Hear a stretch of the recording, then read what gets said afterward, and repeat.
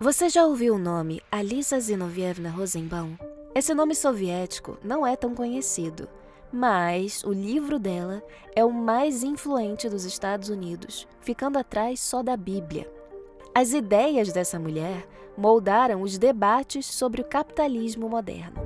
Mas antes de ser uma profetisa do capitalismo e uma das filósofas mais admiradas e também mais odiadas do mundo, Alisa fugiu da Rússia soviética com pouco mais de $50 no bolso e trabalhou como roteirista de dramas. Foi só quando já vivia nos Estados Unidos que o mundo passaria a conhecê-la como Ayn Rand. Sob esse novo nome, ela lançou as bases do objetivismo, defendeu o individualismo e escreveu obras que até hoje dividem leitores, economistas e políticos. Mas como uma fugitiva do comunismo se tornou a criadora de uma filosofia que até hoje provoca paixões e conflitos ao redor do mundo? É isso que você vai descobrir agora. Antes de virar um ícone do capitalismo, Alisa viu soldados bolcheviques invadirem a farmácia do pai e confiscarem o negócio da família em nome do bem comum. Ela tinha só 12 anos. Num dia, tinha uma vida confortável e no outro, o Estado decidiu que o fruto do trabalho de seu pai pertencia a todos, menos a ele. Foi ali que seria plantada a semente para sua futura oposição ferrenha ao coletivismo. Ayn Rand partiu para os Estados Unidos com $50 e um visto de visitante em 1926. I left in 1926, alone. All right. Did you leave in fear, or do you have childhood memories of the... In fear of what? Of Russia? Yeah. In complete loathing. Loathing? For the whole country and including the Tsarist period. It is the ugliest and incidentally most mystical country on earth. But they're the ones that decry atheism. They're singing your song. Oh no. The people, huh? Oh, no. Ao chegar nos Estados Unidos, ela não iria direto para as prateleiras de filosofia, e sim para Hollywood. E sua entrada também foi digna de roteiro. Ela foi descoberta pelo cineasta Cecil B. DeMille, simplesmente porque ficou parada no set, encarando ele com uma intensidade tão grande que o diretor achou fascinante. DeMille foi conhecido como o Rei de Hollywood, famoso por suas superproduções épicas e grandiosas, com milhares de figurantes e cenários monumentais. Posteriormente, ele ganharia o Oscar de melhor filme por O Maior Espetáculo da Terra, e se tornaria um dos diretores mais poderosos e influentes. Ayn Rand trabalhou com ele como figurante e roteirista, e foi nesse ambiente que ela refinou o que chamava de realismo romântico. Alguns criticam a falta de desenvolvimento de seus personagens, mas isso era proposital. Rand não tentava escrever sobre pessoas reais ou elaborá-las demais. Ela escrevia sobre arquétipos. Seus personagens não são gente como a gente, são homens e mulheres como poderiam e deveriam ser. Why do you object to, or why do you not like novels which are close to life as it really is, naturalism? Because I don't think it's art. It's not art. It's partly art. In other words, a naturalistic novel is an incomplete work of art. It has certain elements of art, such as characterization, or some of them have a good style. All that is artistic. But art primarily, and that I can prove philosophically, is a recreation of reality, not a photograph. Art is not journalism. Sua obra-prima, A Revolta de Atlas, é um tijolo literário de mais de 1000 páginas. No centro do livro, o herói John Galt faz um discurso que dura cerca de 60 páginas. Rand levou 2 anos só para escrever esse capítulo. Quando os editores, preocupados com a paciência e o pulso dos leitores, pediram para ela cortar o texto, ela respondeu: "Você cortaria a Bíblia?" O livro, curiosamente, acabou sendo considerado a Bíblia dos libertários e defensores do livre mercado, vendendo milhões de cópias até hoje, quase 70 anos depois. A filosofia de Rand, que é chamada de objetivismo, ela é uma filosofia de um pensamento muito empreendedor e que não admite desculpas. Objetivismo seria tipo uma escola que ela segue. O objetivismo é uma escola que ela funda. Ah, entendi. Ela não gosta de chamar de Randismo. Entendi. randianismo, ela fala... Essa filosofia é o objetivismo. Quer dizer, é uma leitura racional da realidade e a construção de uma ética egoísta que toma o indivíduo como ponto principal da sua própria vida e que se coloca à disposição dos outros, na medida em que isso faz parte do seu próprio horizonte moral, sem coação ou sem violência. Rand resumia o objetivismo numa frase: uma filosofia para viver na Terra. Nada além da Terra, nada de místico, religioso, nada de além-vida. Se ela tivesse uma religião, a única deusa aceitável seria a razão. What is Randism? First of all, I do not call it Randism, and I don't like that name. I call it objectivism, All right. meaning a philosophy based on objective reality. Now, let me explain it as briefly as I can. First, my philosophy is based on the concept that reality exists as an objective absolute, that man's mind, reason, is his means of perceiving it, and that man needs a rational morality. I am primarily the creator of a new code of morality which has so far been believed impossible, namely a morality not based on faith.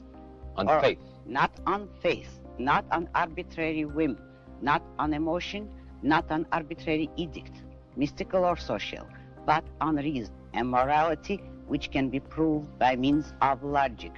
Para ela, a fé e a religião poderiam ser muito perigosas. You've written that the concept of God is morally evil. Why? I didn't say it's You morally didn't? evil. Oh. Not in those words. I said it's false. False. I said it's a fantasy, it doesn't exist. I would say religion can be very dangerous psychoepistemologically in regard to the working of a man's mind.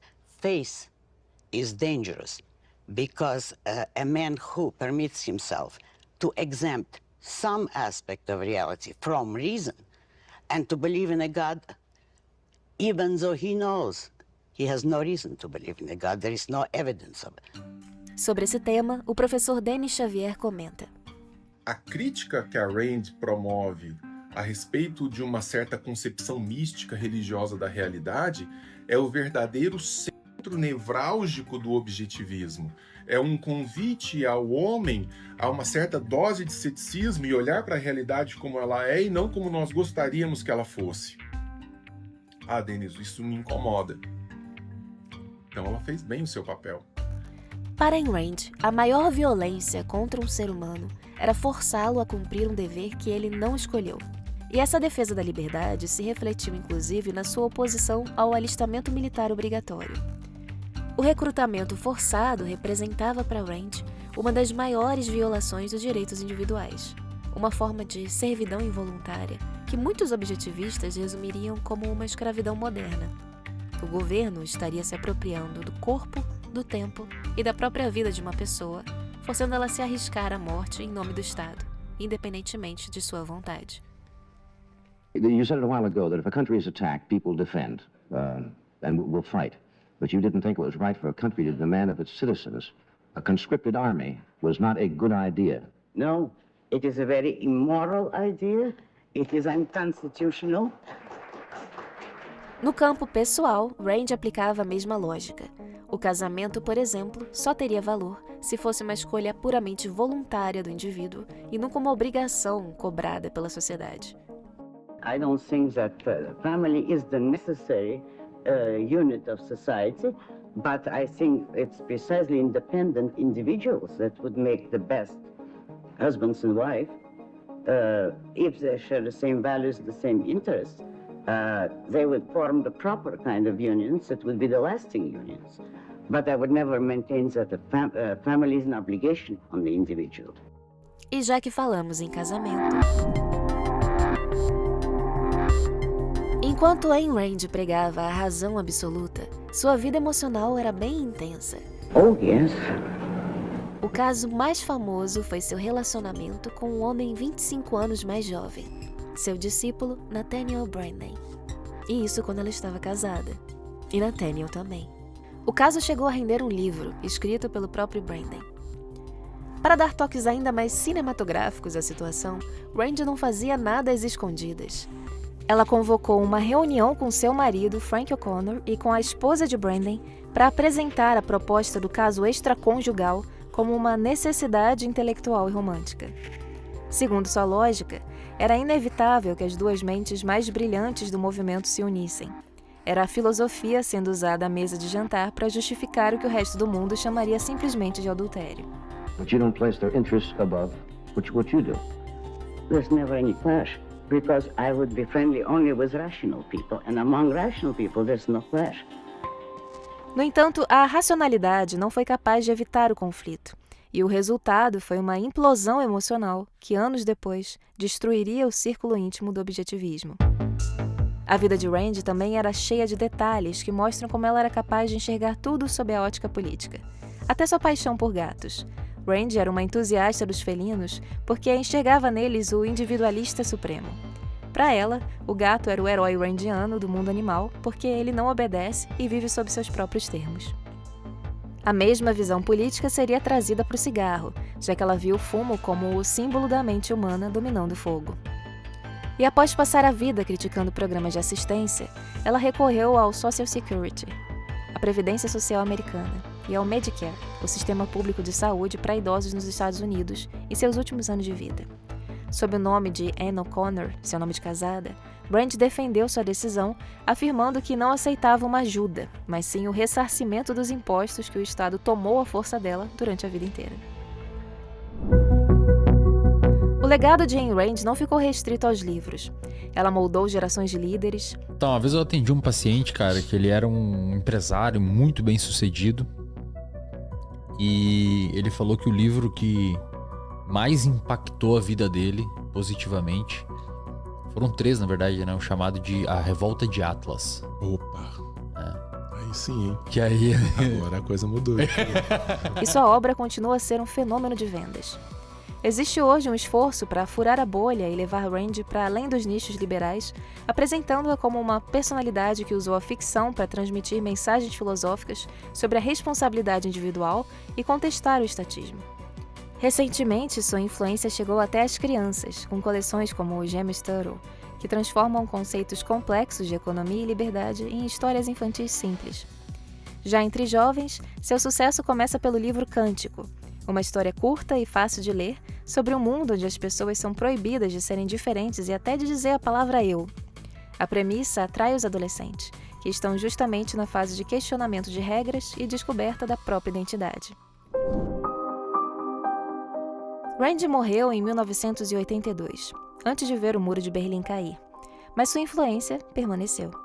A imigrante que chegou com $50 nos Estados Unidos construiu um império intelectual.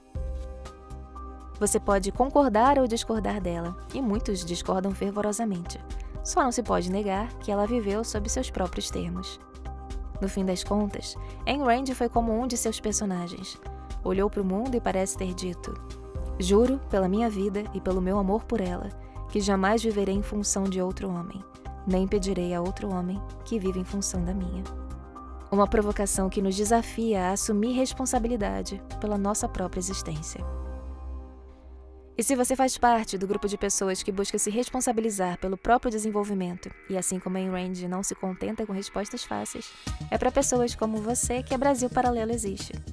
E por isso, eu quero te convidar a usar o link na descrição ou o QR Code na tela para se tornar um membro, aproveitando o plano mensal sem comprometer o limite do seu cartão de crédito.